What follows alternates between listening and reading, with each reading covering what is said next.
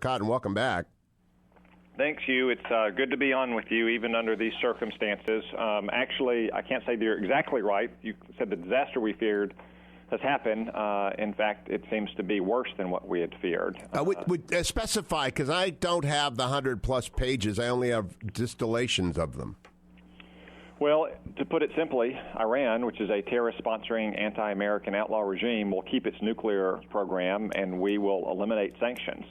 And much of that will happen in just the upcoming months. But even the conventional arms embargo or the ballistic missile embargo will be lifted. So in a matter of 8 to 10 years, if Iran follows the agreement down to every specific detail, there will still be a nuclear armed state with a ballistic missile program, a healthy economy whose military has been enriched with tens of millions of dollars. And that's to say nothing of whether they will follow the agreement, which would be the first time the Ayatollahs have done so, and what they'll do in the immediate aftermath of this deal, flush with that cash and ascendant in the Middle East. Ambassador Dermer, Israel's ambassador to the United States, began the program today by pointing out that this is surely going to launch a nuclear arms race, and it's very rare for the Arab states to agree with Israel, but they're on the same page on this. Is that getting through to your Democratic colleagues? Hugh, the nuclear arms race is already on in the Middle East.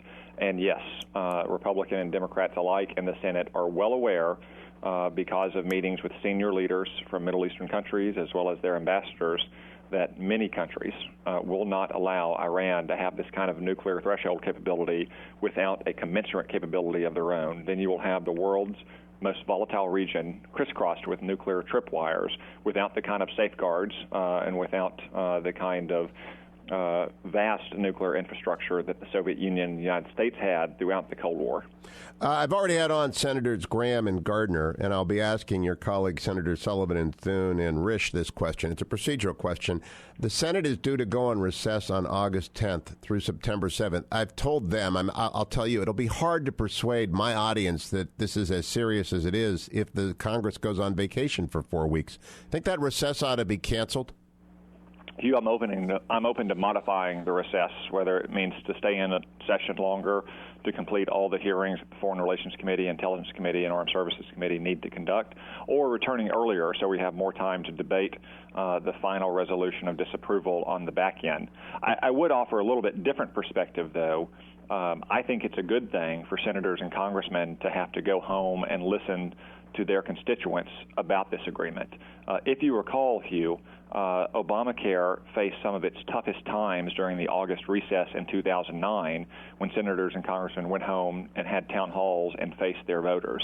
Furthermore, if you recall, when Obamacare passed, it was in the dead of night on a weekend, specifically because Nancy Pelosi didn't want her caucus going home to hear from the people they serve. So I actually think it could be a healthy thing to have some period of time during this 60-day window that will be coming up for senators and congressmen to have to be in their districts and in their states listening to those people they serve, because I'm confident the American people will repudiate this agreement. You know, I don't disagree with that if it's other than a long-standing scheduled recess, because right now I'm reading from the Washington Wire this morning. It's been on the books for a long time, August 10th through September 7th. And so if it's ordinary business as usual, and you go off for 4 weeks, that sense of urgency isn't there, and it will be hard to find focus. If you go and you come, and you go and you come, and there are hearings and you focus, and there's new data and you focus, because, I mean, there's 150 dense pages and all the annexes, appendices aren't out yet. It'll be easier to maintain urgency in the public and generate crowds for those town halls if, in fact, your Democratic colleagues go in harm's way of the public, which they've proven increasingly adept at avoiding.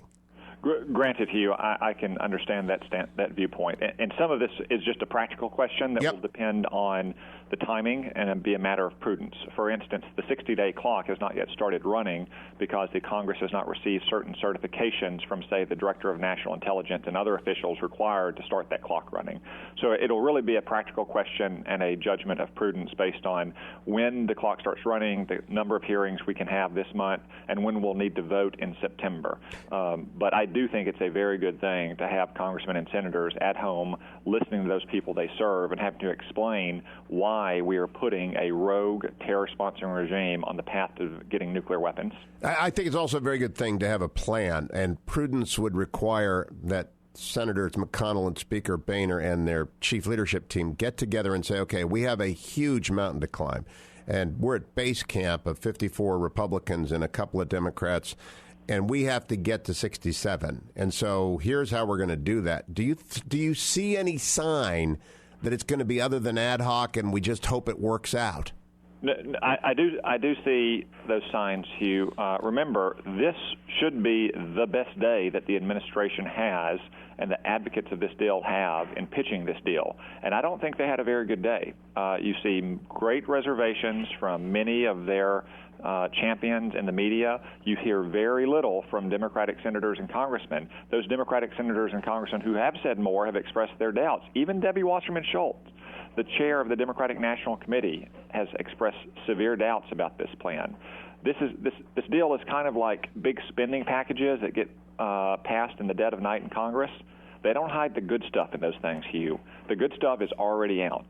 Now, in the coming days, the American people are going to learn all of the terrible details about this deal, and it's going to go downhill from there, and I think you'll see more and more individual senators and congressmen in the Democratic Party say they simply can't support this agreement. Now, that's what Ambassador Dermer did, and that's why I led off the show with him. He laid out the 4 best arguments, and I assume the elevator pitch will get better. Here, and if I can keep you over one segment, I'd love to, because here's what I think we also have to explain to people. What happens if the Senate actually votes no, and the Congress actually votes no and overrides the president's veto?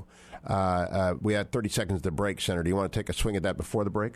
Well, Hugh, if we reject this deal, which we should, then we can simply impose the old sanctions, and we can reimpose new sanctions. Remember, we were the weakest link in these negotiations. The government of, say, France, the socialist government, wanted to draw a harder line. So in many cases, it was the United States that insisted other countries accommodate Iran's interests. We would return to a position of strength, not a position of weakness and supplication.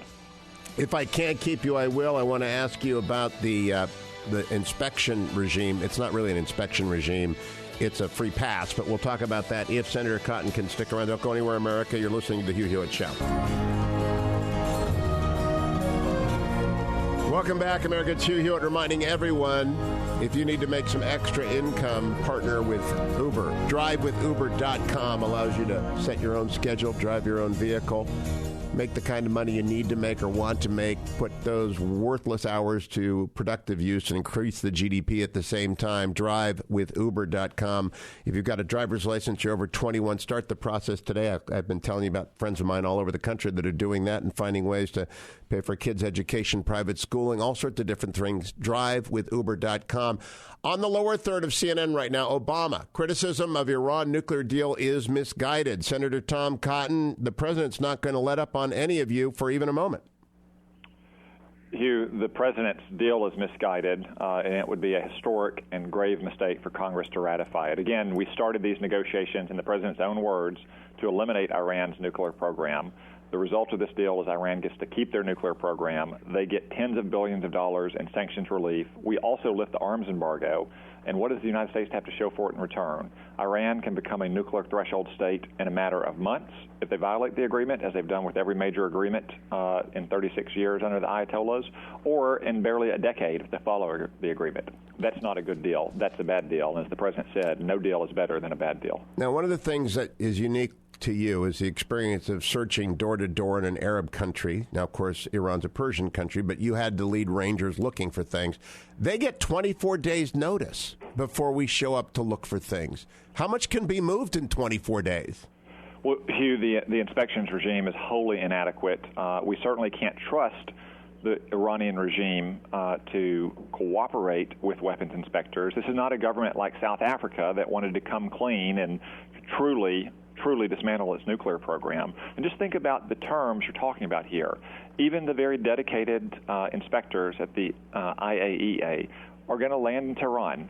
They're not going to speak the language. They're going to be working with an uncooperative government. They're probably going to be given vehicles without air conditioning and hotel rooms without warm water. And they're going to be looking for something that could fit in, say, the size of a basketball gym in a country that is 2.5 times the size of Texas. That is a recipe for failure and a recipe for a nuclear Iran.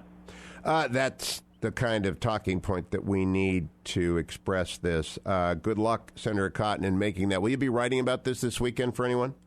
I'll be both speaking and writing in the coming days, and really for the next several weeks. I think this is a defining moment, not just for this Congress, not just for this year, Hugh, maybe not just for this decade, but for this century. Well, you've got a new baby. By the time that baby's in high school, they'll be a nuclear state. Hugh, actually, by the time my little baby is in 5th grade under the terms of this deal, they could be a nuclear-armed state. That's remarkable. And I mean, it just goes by so fast. What a terrible deal. Senator Tom Cotton, good to speak with you.